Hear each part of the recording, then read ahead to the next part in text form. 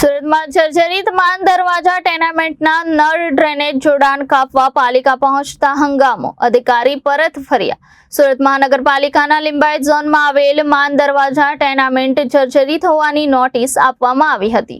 Notice period પૂરો થતા આજે પાલિકાએ નળ અને ડ્રેનેજ જોડાણ કાપવા પહોંચી હતી, ત્યારે સ્થાનિકોએ ભારે હોબાળો મચાવ્યો હતો। રહીશોએ આક્રોશપૂર્ણ રીતે કહ્યું હતું, અહીં રહેતા પરિવારોની આર્થિક સ્થિતિ ખૂબ જ નબળી હોવાને કારણે ભાડાનું મકાન પરિવારોને પોસાય તેમ નથી, તેમ પાલિકા આવાસ આપે અથવા તો ભાડા આપે તેવી માંગણી કરી હતી। જો કે આ નીતિ વિષયક નિર્ણય હોવાથી લિંબાયત ઝોનની હાલત સુડી વચ્ચે સોપારી જેવી થઈ ગઈ છે। ચોમાસાની શરૂઆત સાથે પાલિકાએ બિસ્માર મિલકત ઉતારવા માટે નોટિસ આપી છે, તેમાં અઠવાડિયા પહેલા ફરી એકવાર માન દરવાજા ટેનામેન્ટના રહીશોને લેખિત બાદ મૌખિક નોટિસ આપી હતી। ટેનામેન્ટ બિસ્માર હોવા છતાં નબળી સ્થિતિને કારણે અનેક રહીશોએ મકાન ખાલી કરવાની સ્પષ્ટ ના પાડી દીધી છે।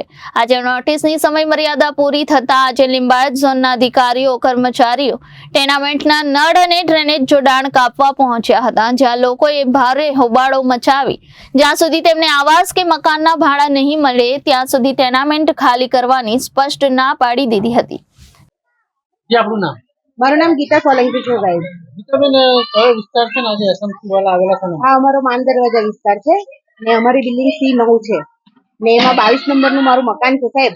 આજે અમે એસએમસી વાળા આવીને અત્યારે એ લોકો કઈ સ્પીકર લઈને આવેલા હતા ને એમાં માઇકમાં બોલતા હતા કે 7 દિવસમાં કબજો ખાલી કરી દે ને એનાથી 2 મહિના પહેલા આવીને અમને એક નોટિસ આપી ગયેલા હતા કે રીડેવલપમેન્ટ કરો। તો સાહેબ આજે 1 વર્ષ થઈ ગયું ને 1 વર્ષ પહેલા અમે એટલે સમજી લો 8 મહિનાથી અમને રીડેવલપમેન્ટ કરવાનું ને ત્યારે એ લોકો એમ કેવું જોઈએ કે તમે કબજો અમને આપી દો, ત્યારે એ લોકો એવું નહીં પહેલા કબજો આપી દો, ત્યારે અમને નોટિસ આપીને શું કીધું કે તમે રીડેવલપમેન્ટ કરાવો। તો સાહેબ અમે બધાએ 25,000 કરીને રીડેવલપમેન્ટ કરાવ્યું ને આજે આવીને એ લોકો કહે છે કે 7 દિવસમાં કબજો આપી દો। તો સાહેબ કેવી રીતના કબજો આપીએ?